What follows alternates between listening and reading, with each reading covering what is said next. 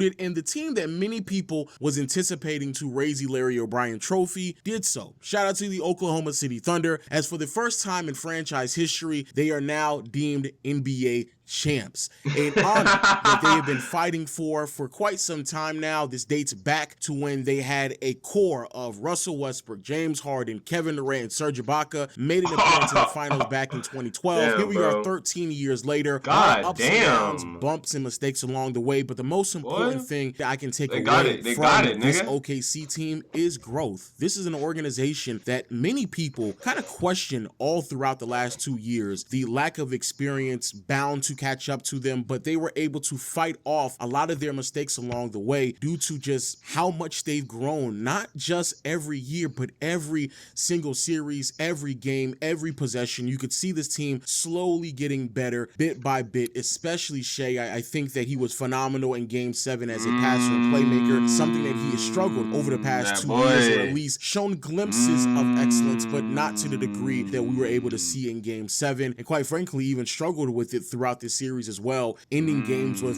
less than 4 or 5 assists, sometimes even fewer than that. So I loved a lot of the growth that we saw from this young core and what they were able to put together. We're going to talk about them a little bit more, but first I do want to start with the Indiana Pacers. Huge shout out to Indiana. What they were able to accomplish this year, very special. I think a lot of people tend to forget that the Pacers started off this season with a record of 10-15, 25 games into the regular season. A huge reason for this is because of Halliburton's hamstring injury, which unfortunately is a reoccurring theme as his video will continue. Halliburton with a hamstring injury last year, tender ass nigga, all throughout the offseason, heading into the summer when he went to the Olympics, and we saw even still some lasting effects early on this season. The Pacers had to figure out a way to weather the storm while their best player was still trying to get his feet underneath him, and that they were able to do. Shout out to Rick Carlisle, an exceptional head coach. Really saw his doesn't even sound like a real name all throughout this series. Pascal Siakam continued to emerge as an underrated player in the NBA, but of course it's the depth. It's Nembhard, it's Neesmith, it's Obi Toppin, it's Benedict Mathurin, it's TJ McConnell. The wave of production that we see from a lot of these players coming off the bench or in the starting lineup, complementary pieces that tend to be forgotten names as time continues to progress. They showed up big time when they needed, and so when Hallie came back, he was fully healthy. They were able to really capitalize, had a much better second half at the end of the season, and it's my fault. I should have made a video explaining how well they were in the second half of the season, because I was quick to highlight how bad Hallie was early on. But second half of the season, one of the better teams in the NBA, resulted in 50 games in the win column, one of the better offenses in the league as well, peaked at all-time highs when everything was rolling, and that's what we really got to see all playoffs long. Miraculous play, clutch shot making, but overall a degree of chemistry, continuity, and in all honesty, a lot of coaching that made this team really difficult to make, the way that they were able to space out the floor, knock down their threes. And it is a bit unfortunate that even though with a lot of things going their way, playing at a ridiculous high, unfortunately it resulted in them not being able to capitalize in a Game 7 in the NBA Finals, situation that many people didn't. This nigga Lowe's a critic realist, bro. I suppose they're both the same term, but Jesus, boy. Not see them making, because Halliburton went down with a torn Achilles. That sucks. Fuck.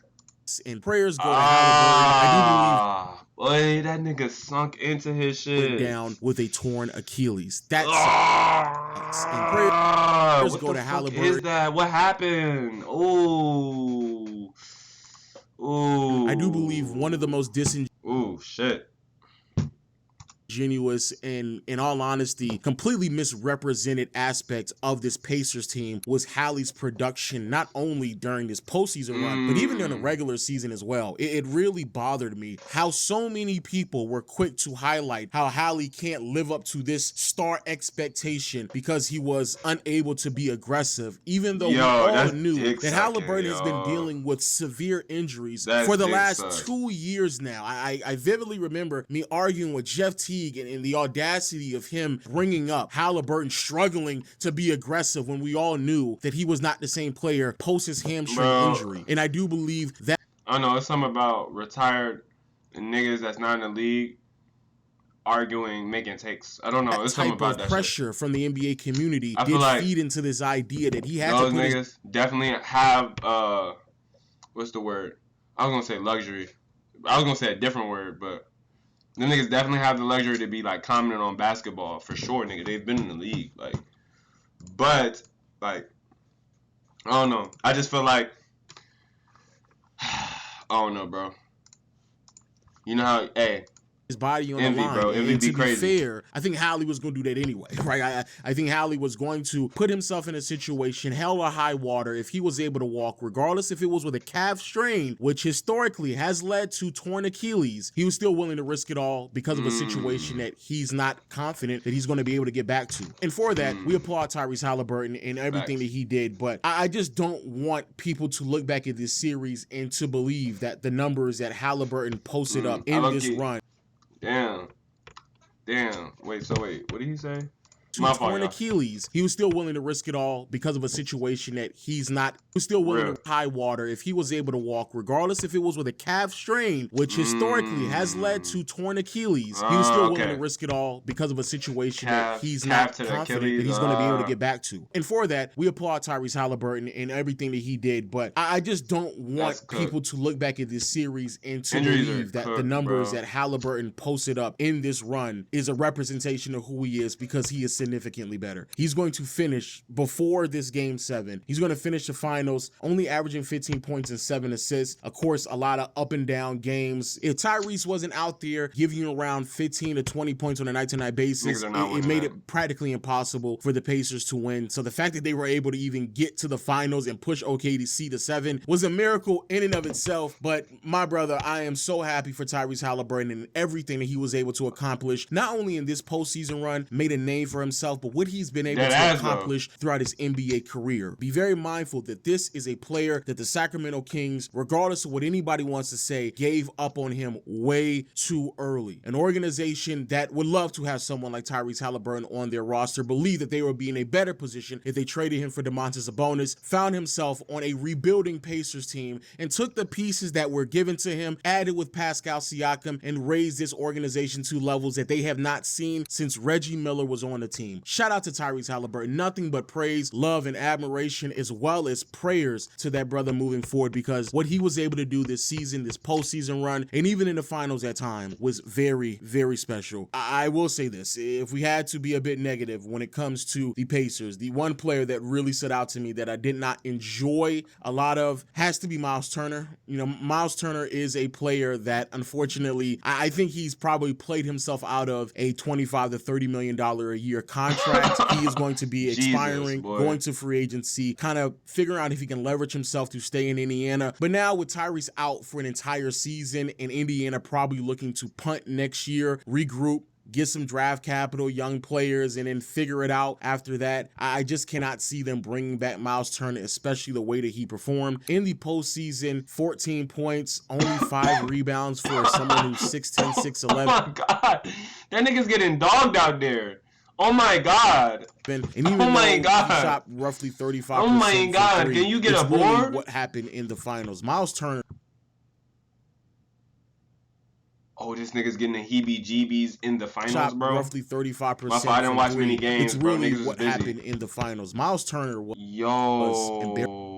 that's embarrassing. Yeah, I'm not gonna lie. On the world, like, bro, give the ball up, bro. In these finals, he had multiple moments where he just wasn't aggressive, wasn't looking at the basket, and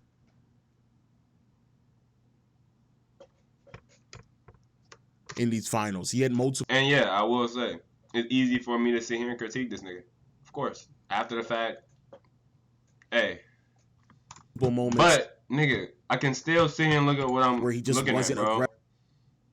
aggressive, wasn't looking at the basket. Bro, Jesus. And the missed shots after missed shots after missed shots were really, really hard to stomach. In the finals, Miles Turner, and this is me rounding up, gave you 11 and it's points, like, at least you can hit shots from the but field, 21% you should be able to hit shots, but nigga, if you can't hit shots, then you're cooked, really dude. I'm sorry, you're cooked. Just overall, again, just was not aggressive, was not the player that they need him to be. There's several incidences in this series, including Game 7, where if they got a better version of Miles, things could have certainly certainly moved more in their favor, and they could have pulled off one of the greatest upsets of all time. And so it is unfortunate to see the rest of the cast go out there, give it their all, play out of their mind and above themselves pretty consistently, to see Miles Turner in the biggest moments in his career not live up to the expectations that I'm pretty sure a lot of people had for him, including himself, especially heading into this offseason with the amount of money that he's going to be demanding. So that was a bit unfortunate, and a lot more things to talk about when it comes to the Pacers and the Eastern Conference. But first, got to talk about the champions. Again, shout out to the Oklahoma City Thunder. Congratulations and everything that they've been able to accomplish. What a special year for Shai Gilgeous-Alexander. One league MVP, led the NBA in scoring while also winning Finals MVP as well. That is a very, very short list of players who are able to say they were able to do said things. I want to say it's only Michael Jordan and Shaquille O'Neal since 1980 who were able to lead the league in scoring, win regular season MVP and Finals MVP. A very short list. The list expands a bit with players who are able to win Finals MVP and MVP in the same season. Of course, Shaq and MJ, actually MJ a few times, Magic Johnson, you have LeBron as well. So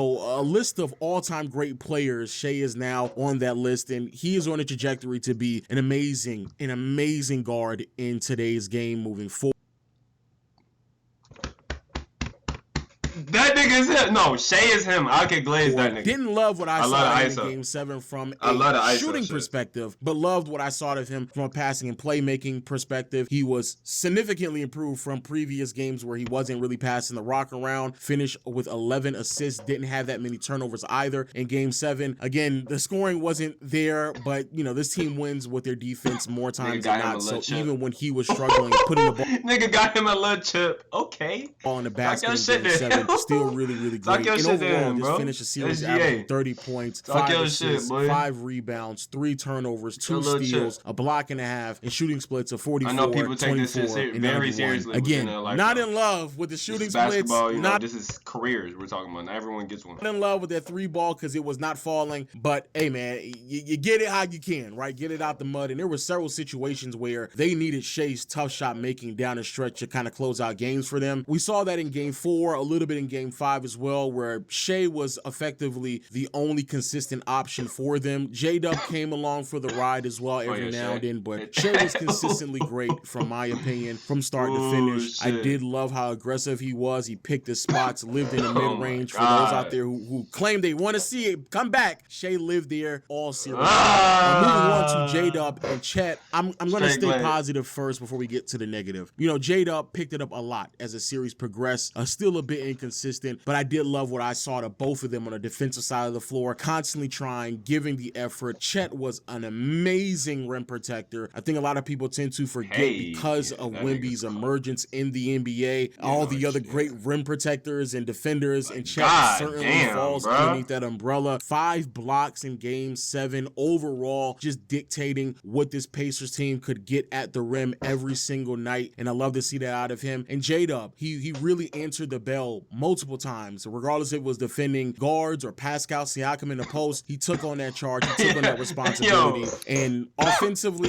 not the greatest series. Finished off with 24 points. He shot 43% from the field, 27% from behind the arc, 5 rebounds, 4 assists, and didn't turn over the ball too much, but you would like to see either fewer turnovers or more assists from a second option. Regardless, though, you know, J-Dub and Chet, I do think defensively is where they thrived on. And speaking of defense, shout out to Alex Caruso. My goodness. Caruso was amazing. Also, Caruso, my goodness. Caruso was amazing. Also, shout out to TJ McConnell. He was also amazing as well. He was fantastic from start to finish. And everybody else who made and knocked down huge threes after huge three. Now, what exactly does this result mean for the rest of the NBA and these two teams moving forward? Well, first, and I do believe this is the most important thing to take away from this series, OKC can clearly play better. Very clearly play better. As someone who was extremely high on the Thunder heading into the postseason run, I thought they were pretty underwhelming. I do believe that some of that inexperience caught up with them periodically throughout this postseason run, not only in the finals, but in the second round against the Denver Nuggets. It got really tight in many possessions where offensively they just weren't as fluid fluid, again, relying way too much on the excellence and tough shot making of Shea. Their offense could have been a lot smoother, and I think that's where the inexperience came from. Shot selection were very questionable, and just overall, the continuity was lacking. They didn't have go-to sets that you would love to see from a championship team. J-Dub and Chet offensively can also look significantly better. I was completely disappointed from Chet in the finals. He shot something. Yo, Low be sounding like that. Yo, Low, bro. All right.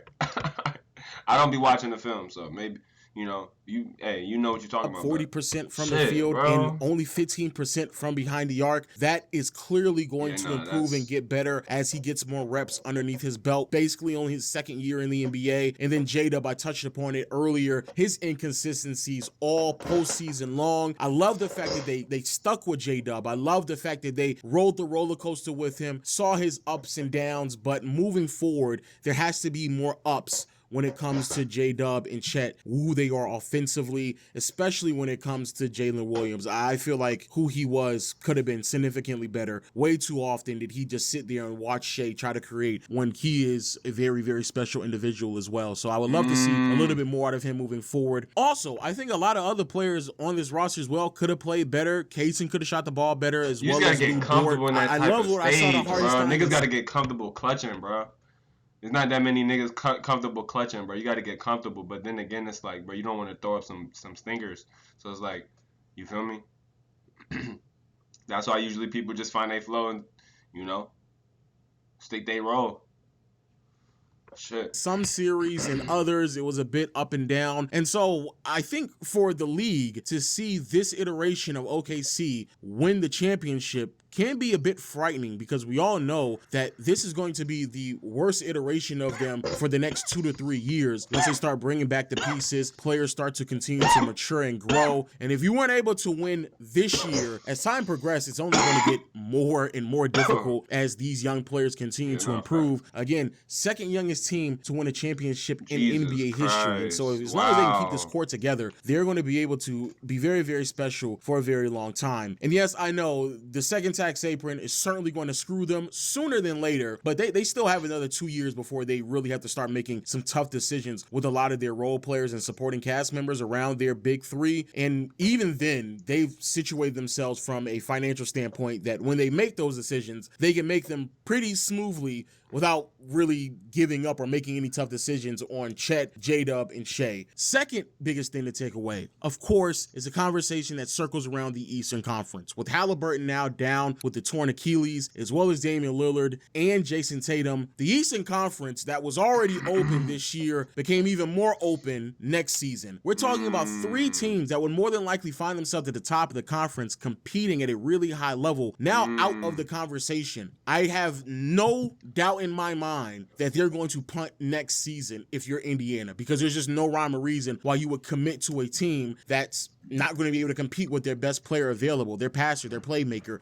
arguably their best scorer as well, now off of this team. And similar things can be said with the Boston Celtics with Jason Tatum, and then the running mate with Giannis where Dame is out. It's going to be very interesting to see what the Eastern Conference looks like. I do predict, because of Hallie now being down as well as the other two early on this postseason run, that we're going to see a lot of activity with the Eastern Conference. We already saw a little bit of it when it comes to Orlando Magic trading for Desmond Bane about a couple of days ago, and I do believe that's going to continue to happen. Shout out to the Houston Rockets. They traded for KD. Phoenix is probably going to start spiraling, and if you're Detroit, this is even more reasons to why you should be banging Phoenix's line and calling for Devin Booker, because I feel like next year, if you're an Eastern Conference team, if you're Cleveland, if you're New York, if you're Detroit, if you're Orlando, you have to capitalize and make the most of this opportunity, because it's wide open. Yeah, and also, also it is wide open. I'm not gonna lie. two teams I have to highlight. If you are the Philadelphia 76ers and you cannot capitalize this upcoming season with Indiana, Boston, and Milwaukee out of the picture, you really have to start considering blowing it up. And that means moving off Joel Embiid, because this is the year in which you capitalize. And the second team that I have to talk about are the Miami Heat. If these reports are true, which seems to be they are, shout out to Shams, he's very credible, you're telling me if you're the Miami Heat, you missed out on the opportunity of adding Kevin Durant on your roster to pair with Bam Adebayo and Tyler Hero, because you didn't want to move off of the 20th pick in the draft, you didn't want to move off of Jaime Jaquez, Yeah, bro, he's making niggas sound like, bro, yeah. or Hayward Highsmith. Yeah, That's bro. why? That's Yeah, why bro. you decided to punt on Kevin Durant. And now with the Eastern Conference wide open, I would understand why you would make that decision before. But now the Eastern Conference is so wide open that I would actually believe a trio of Bam, Hero, and KD, especially if you're able to keep Khalil Ware, would be more than enough to make a deep postseason run and have a fighting chance to make an appearance in the finals. I don't know who the fourth Terrible day if you are a Miami Heat fan. And finally, I do believe it's very important to identify the historic precedents that we just witnessed from the Oklahoma City Thunder. I'll give everyone credit. I was wrong about Cleveland. I was wrong about Boston. And I might have even been slightly wrong about OKC. But one of the biggest things that really bothered me all season long is how willing people were to reject the greatness of this Oklahoma City Thunder team. And I saw this not only from a mainstream media, not only on Twitter, but even in my comment section. We're talking about a team that, regardless of how you may like it or not, I don't really care about your feelings, but we're talking about a team that was an all-time great defensive unit, had all the makeup of being set team as well, with Cason Wallace, with Lou Dort, with J-Dub, with Chet, with Alex Caruso. That's 5 players that you could very well argue play at an all-league defensive level. People dismissed it. We're talking about an organization that has been building up to this moment for years now and added 2 veteran pieces to their roster in the offseason, They are looking but tough. dismissed it. That's just due looking to cheesy. I'm not gonna lie. We're talking about an organization I really like with one of the best players in the NBA, league MVP, someone who led the NBA in scoring, can really be impactful on both sides of the floor in Shai Gilgeous-Alexander, and too many people wanted to focus on free throws, as if like he's not one of the best scorers the league has ever seen. You may not like the antics, regardless if it's on or off the floor. You may think some of the personality is corny. You may think the way in which they get it done is not enjoyable to watch. But what you cannot deny are the results. 68 wins, one of the best regular seasons in NBA history, just off of record alone. But then when you add in what they did defensively and on the other side of the floor, which resulted in one of the best net ratings in NBA history, it becomes undeniable. That then translates into the postseason, where they smack the Memphis Grizzlies in historic fashion. They go to 7 games with the Denver Nuggets, and anyone who was there yelling about the inexperience, those concerns should have went out other the teams window. had injuries and Minnesota in the conference finals, despite the fact that everyone was yelling out the next MJ played for the other team. And here we are now, where they are now raising the Larry O'Brien Trophy. NBA champions, and so many people are quick to put an asterisk next to a team that had already proven that they are amongst some of the all-time greats before we got to this point anyway. But for those who will continue to reject it, turn a blind eye to what you just witnessed, the one thing that you cannot do next season is be in denial, act delusional, act as if like you didn't know it was coming if they do the same thing next year. Because I promise you, this is not a fluke. And I promise you, they're only going to get better. But hey, those are my thoughts. Let me know yours in the comment section below. Hit the subscribe and notification bell. And until next time, I'll see you all later. Peace. W low, bro. W.